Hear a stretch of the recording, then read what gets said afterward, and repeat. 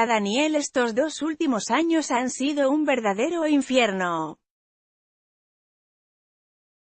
Patricia, la madre de su única hija, decidió separarle de la pequeña después de diversas peleas, donde llegó a denunciarle por abusos sexuales a la menor.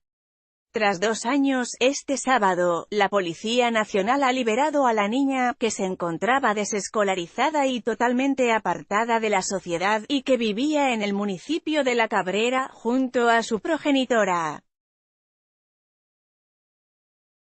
Este caso guarda gran parecido con el que conocimos hace 2 meses, donde una asesora de Podemos fue arrestada por secuestrar a su propio hijo. Ambas madres se conocían y se apoyaron mutuamente para llevar a cabo este plan, que trazaron meticulosamente y donde consiguieron separar a los hijos de sus padres. Daniel, periodista de El Mundo, ha querido relatar el verdadero calvario que ha vivido durante todo este tiempo alejado de su hija. Todo comenzó hace 8 años, en 2011 me separé de la madre de mi hija tras 13 años de convivencia. La niña tenía 2 años. El divorcio fue convulso. Yo quería la custodia compartida y dividir la vivienda entre los dos, pero para mi sorpresa la madre se negó. La casa y la niña me las quedo yo, me dijo por ese orden. Las amenazas de Patricia a Daniel eran constantes y ésta le advertía que si ambos iban a juicio él iba a salir perdiendo. Tendrás que pagar la pensión de alimentos, tu alquiler y la mitad de la hipoteca. Para no seguir con el conflicto, Daniel aceptó un mal acuerdo económico, con el único propósito de conseguir un amplio régimen de visitas, ya que su prioridad siempre ha sido su hija. Le malvendí mi parte de la vivienda por menos de la mitad de lo que yo había invertido en ella y conseguí 10 pernoctas al mes y otros 4 días a la hora de comer. Algunos pensarán que no era para tanto, pero la otra opción era arriesgarme a que me dieran todavía menos días en un juicio, apunta el periodista. Tras resolver el conflicto con su mujer, Daniel siguió con su vida y comenzó una de las etapas más bonitas de su vida. Fue duro combinar un trabajo que implica tanta dedicación como el de ser periodista en un medio de la relevancia de El Mundo con el quehacer diario de cuidar a una niña tan pequeña, pero la satisfacción que proporciona el estar con mi hija y verla crecer compensaba todos los esfuerzos. Aunque sin saberlo, poco a poco comenzaría su verdadera pesadilla, el indignante tuit del rapero Pablo Hasél contra Rubalcaba horas antes de su muerte. B. El polémico músico, que acumula varios desencuentros con la justicia por enaltecimiento al terrorismo, aprovechó el ictus del político para sacar a la luz los hundo enlaces patrocinados, enlaces promovidos. Daniel ha relatado la obsesión que Patricia había desarrollado por su hija. Muchos domingos me pedía venir a casa para estar con ella y controlaba cualquier aspecto relacionado con nuestra hija, pero era algo con lo que podía lidiar. Además, la madre de la pequeña no pagó, en ningún momento, la deuda que había contraído en el divorcio, ya que alegaba que no tenía dinero y que, por tanto, era insolvente. Aún así, para Daniel esto no era problema, ya que él disfrutaba de tiempo de calidad con su pequeña. Y así seguirá siendo hasta diciembre de 2014. Durante el verano del año siguiente, Patricia le comentó que su hija no quería pasar tiempo junto a él y que debían acudir juntos a un psicólogo para poder averiguar el motivo. Le dije que no estaba de acuerdo, que la niña estaba perfectamente conmigo y que cuando a mí me decía que no quería ir con la madre le explicaba que estaría bien con ella y que no había que darle mayor importancia, explica Daniel en su artículo para El Mundo. Según explica el padre de la pequeña, todo comenzó a torcerse cuando empezó una nueva relación y tuvo que vivir un episodio desagradable, donde su exmujer se convirtió en protagonista. Estando en mi casa, la niña se había puesto a jugar con la silla de ruedas que tenía frente al ordenador, y cogiéndola por el respaldo daba vueltas sobre sí misma con la mala fortuna de que perdió el equilibrio y al caer arrastró la silla hacia ella, que le pisó con la rueda en los genitales. Como la niña parecía estar bien, la metí en la cama con la pomada. Al día siguiente la madre me llamó hecha una furia desde el hospital. La había recogido en el colegio y al ver que tenía un pequeño hematoma me preguntó qué había sucedido.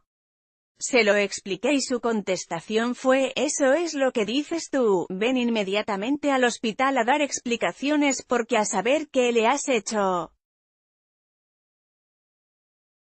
Los médicos confirmaron la versión de Daniel y afirmaron que la herida de la pequeña coincidía con la trayectoria de la silla de ruedas. Y así lo reflejaron en el parte médico. Patricia seguía sin aceptar la nueva relación de su exmarido y mucho menos que éste le reclamara la deuda de la vivienda que habían compartido. En ese momento comenzó su pesadilla. Ese fatídico fin de semana de diciembre la niña estaba conmigo. Habíamos ido al circo y la madre me dijo que quería venir a mi casa a traerle ropa de invierno. Como cuando acudía a mi domicilio las despedidas con la niña se hacían eternas, pensé que era mejor llevarla a su casa y recogerla al cabo de un par de horas. Patricia le envió un enigmático mensaje a su ex donde afirmaba que la pequeña no volvería con su padre. «La niña no va a volver contigo. Llama inmediatamente», le espetó. Daniel llamó a Patricia. Cuando llamé me soltó que la niña le decía que yo le había mordido en sus partes. Dile lo que me has dicho», le dijo a mi hija, que en ese momento tenía 6 años. «Que me has mordido en el menene y no quiero ir contigo». A la madre le dije que no dijese más tonterías y que iba a por la niña para pasar el resto del domingo con ella, pero no me la bajó. Tras una llamada a su abogada, Daniel decidió interponer una primera denuncia.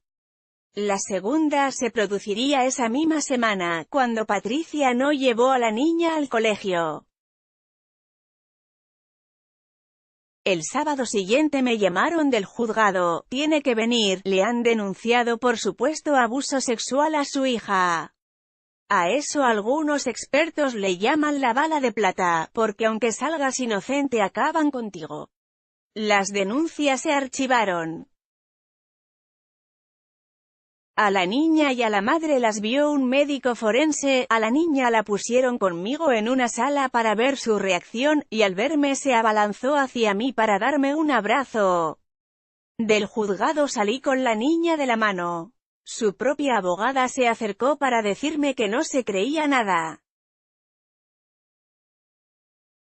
La pesadilla solo estaba comenzando. En los diversos juicios que se sucedieron los años siguientes, Daniel descubrió que su hija acudía a una consulta de psicología a petición de su madre y sin su permiso, donde la menor relataba todo lo que supuestamente él le hacía.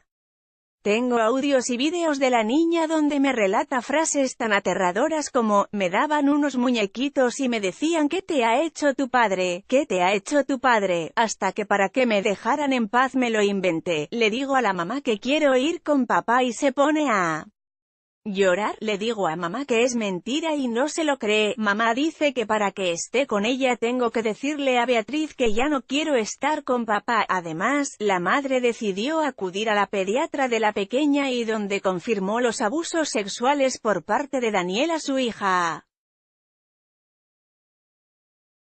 Tras esto, se abrió un protocolo de actuación en el que le pidieron que se sometiera voluntariamente a un estudio por parte del CAI.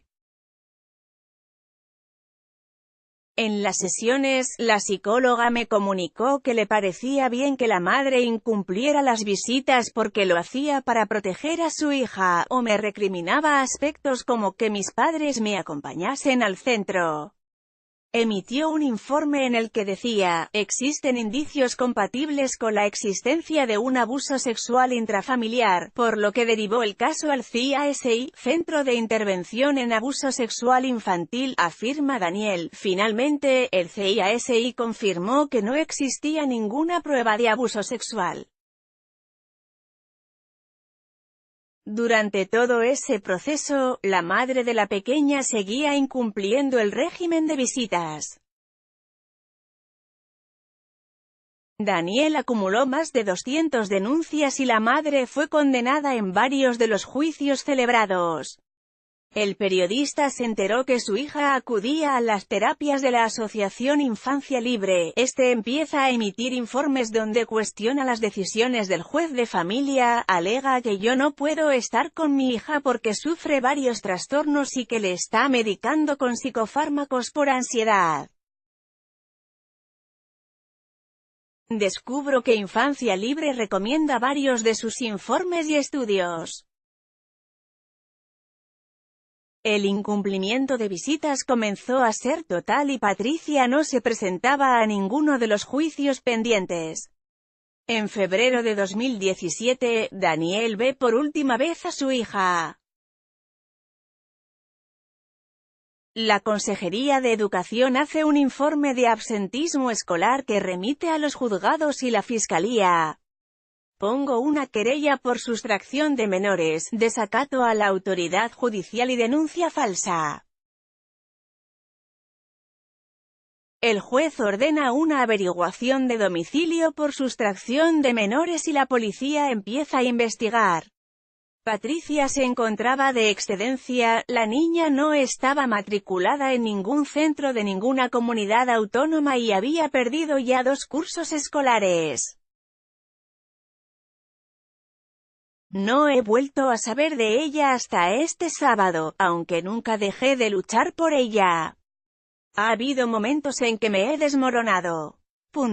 Han sido años de angustia y todavía queda un largo camino para vivir con normalidad, pero creo que si tienes la conciencia tranquila, nunca debes dejar de luchar, concluye Daniel.